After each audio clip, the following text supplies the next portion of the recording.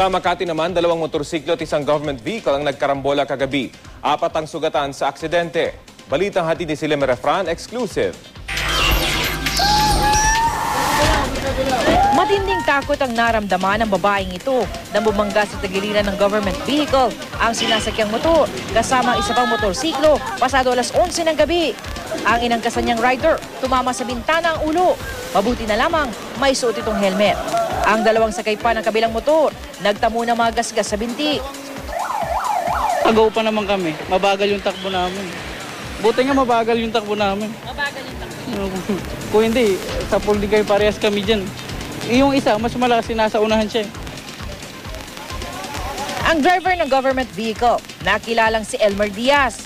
Ang kanyang minamaneho, nakarehistro sa Commission on Filipinos Overseas ng Office of the President. Paghatid ko kay ma'am, dumaan ako sa kamag-anak ko, kumain ako. Si ma'am Nicolas, Secretary Nicolas. Papa-U-turn ako, papalanan, pabalik sa opisina. Ito, ang bilis nilang, takbo nilang dalawa eh. Agad na dinala sa ospital ang mga sugatan.